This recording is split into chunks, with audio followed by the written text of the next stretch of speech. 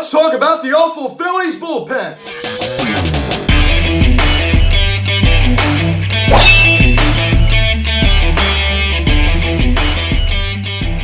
Yo, what is going on, everybody? Welcome to the Phillies Hot Video Cast. Today we're going to talk about how to fix the Phillies bullpen and what moves need to be made to significantly bolster this bullpen. Now, guys, before we get into this video, please subscribe if you have not yet. Please show notification bell. Please like this video, comment on this video, share this video, and let's get into this. So there's no question in 2020, the Phillies bullpen was absolutely terrible, and it definitely kept them from winning multiple games. And honestly, from years prior, seasons prior, going through some experiences, I didn't truly realize how important it was to have a good bullpen. I knew it was an important aspect of the game, but after the dreadful 2020 season for the Phillies, I finally realized how important it was to have a good bullpen. And once again, going into this offseason, it was a big issue for the Phillies. Address this issue. The Phillies had the second worst bullpen in the game's history. They said, address this issue. So now the question has to be brought up. On February 3rd, 2021, way into the offseason, approaching spring training, have the Phillies, ladies and gentlemen, addressed the main issue? No, they have not. The answer is no. No, they have not. They went out, signed Archie Bradley. That was the most significant move they made in the bullpen this offseason. I mean, really. They made some smaller changes with Alvarado and Conrad and some other people. Other than Archie Bradley, they have not addressed the main issue. Now, getting back to the bullpen, the importance of the bullpen, it's so important. Bullpens win games. They just do. They win games for you. They just do. Once again, there's other aspects of the game that that help. Your offense has to go out there and score some runs. The starting pitcher has to go more than just 4 or 5 innings. 6, 7 at least, right? 6, 7 at least. So there are other factors that play in, but the bullpen solidifies a win, especially once you get up, later in the game, with the setup role and the closer role. It's so important to have strong guys in those positions. It just is. It just is. And the Phillies, ladies and gentlemen, have not solved this problem. So here's a little alternative of how they could solve this problem. Once again, February 3rd, they have passed on arms like Blake Trinan, Liam Hendricks. They just passed on Sean Doolittle yesterday after he signed a 1-year, $1.5 million contract with the Cincinnati Reds. They also passed on Brad Hand. They have Kirby Yates. They have passed on so many good relief pitchers out there. They just have so many. I would have loved Sean Doolittle on a $1.5 million contract. Yeah, he didn't have the best season with the Nats this past, 2020. I get that. He was showing signs of declining in 2019. I understand that. But just the fact that you take a chance on the guy shows me something. And then when you go out and, you just trade for these weak acquisitions, these weak signings, I can't stand it. Spend money on this thing. I don't get it.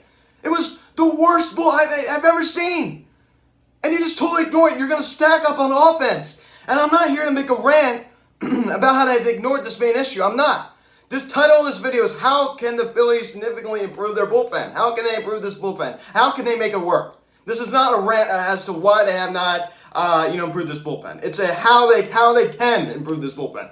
But I just had to go on a little rant here because, quite frankly, it's absurd that they've ignored it for this long. It is February 3rd, ladies and gentlemen. The only significant guy, a legit guy that they have got on this whole entire pitching staff, for that matter, not just bullpen, the whole entire pitching staff. And don't give me Matt Moore, don't give me Chase Anderson, don't give me Jose Alvarado, don't give me Sam Conrad, don't give me Ivan Nova on a minor league contract. Don't give me any of that, please. Don't give me any of that. The only significant guy, significantly bolster this bullpen, one guy, Archie Bradley. They've gotten one after last year's fiasco. So clearly they haven't learned. It's really pathetic. And that's why we're a fourth place team. That's why we are a fourth place team. And today, once again, they went out and signed Chase Anderson, in the rotation. And they made the Matt Moore signing official.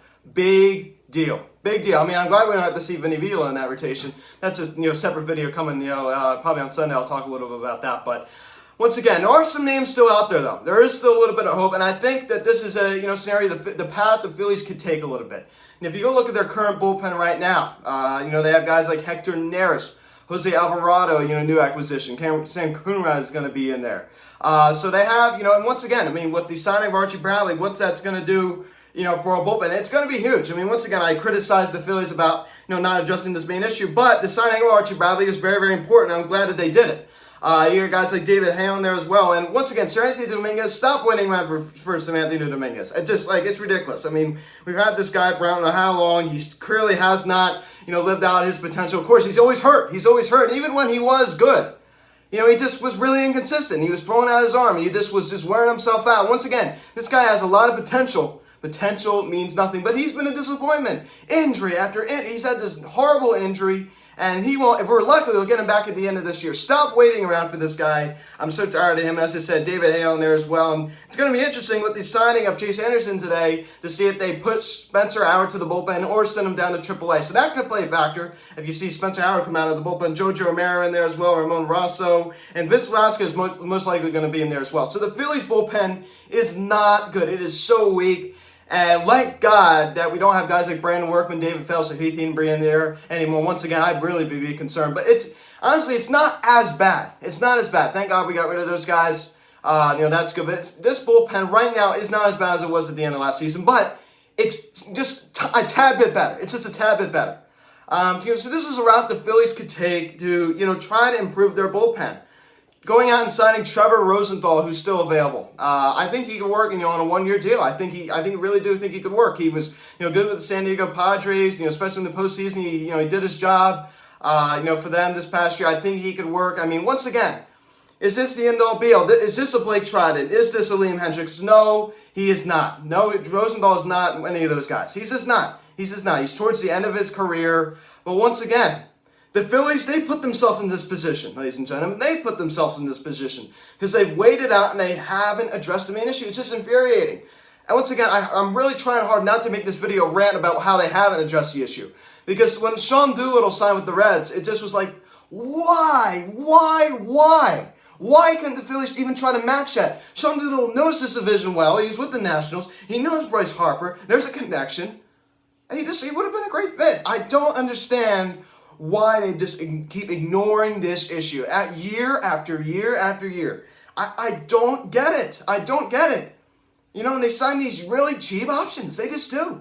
I'm not asking them to go out and, I understand, spend, throw a ton of money at Trevor Bauer. I'm not asking for that. I'm not asking for that. But, come on. Archie Bradley, and that's it. You call it a day.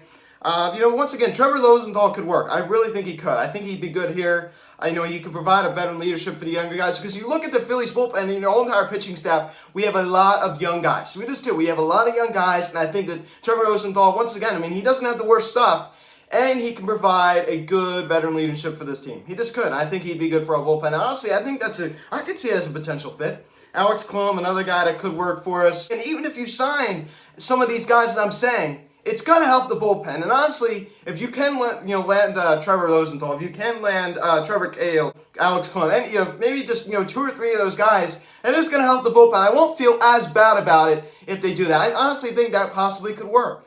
I really do. If you have them late in the ball game, I think that could work, especially now at the starting rotation. We need inning eaters. We just do. We need inning eaters. That's going to help our bullpen. That was part of the problem last year.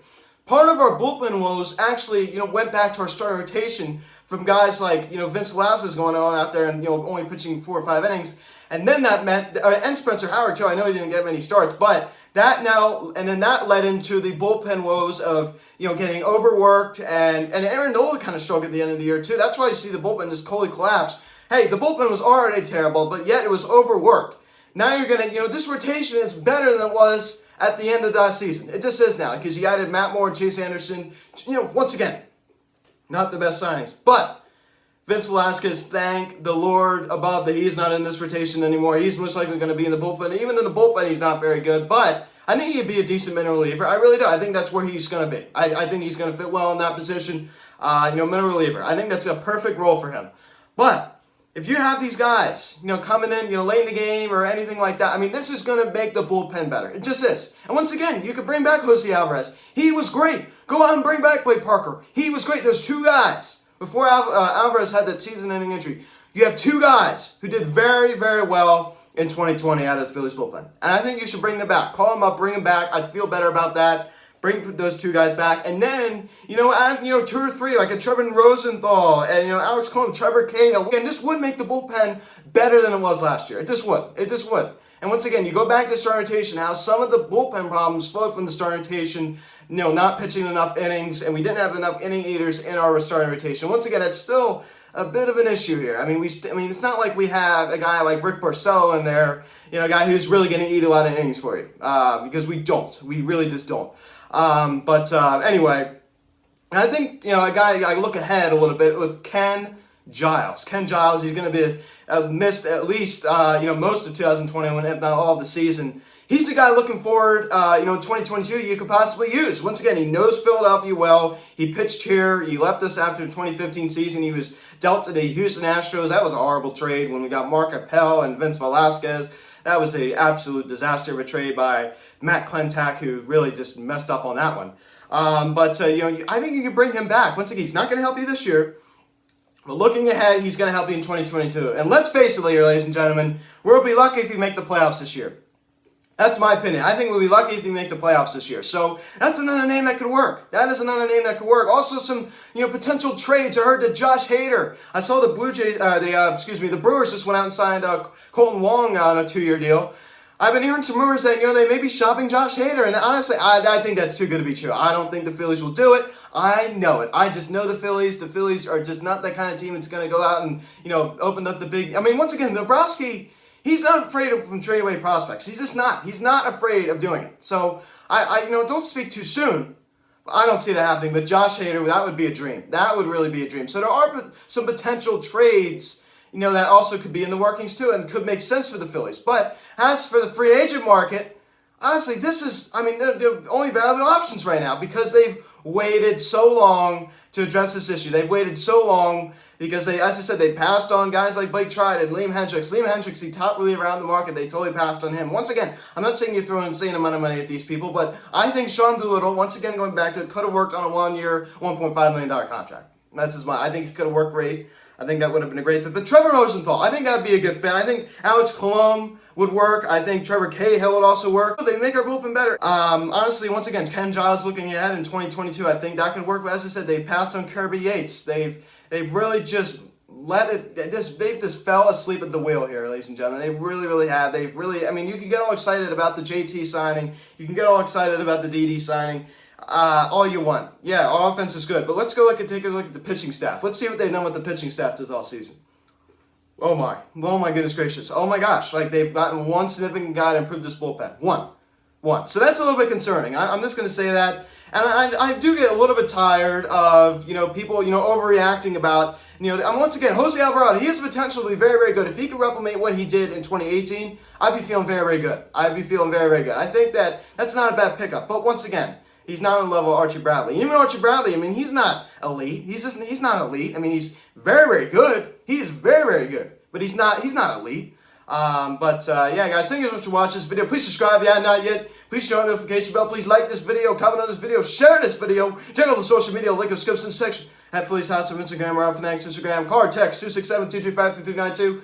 Email me, phillieshouse@gmail.com. Guys, thank you so much for watching this video. Once again, how to fix the Phillies bullpen. This was an interesting video. Once again, you comment down below. Do you like what I said with the Trevor Rosenthal, with the Colomb, the Cahills of the world? Do you like what I said there? Possibly a trade. Do you like that? Do you like taking that route? Once again, it's pretty much, and also re-signing Alvarez and Parker. I think that's another route they could take as well. So you got to do more though. You got to sign at least 2 or 3 of Rosenthal, Cahill, and you got to go out and re-sign Blake Parker and Jose Alvarez too. I think that possibly could work. It could. It could work. Once again, would I feel great about it? No, but I think it'd be better than it was last year, and I think it'd be a mediocre bullpen, which would be much better than a horrible bullpen. So, guys, once again, thank you so much for watching. I'm Luke, and I'll talk to you later. I'll see you on Sunday, unless a emergency signing happens. I'll see you guys.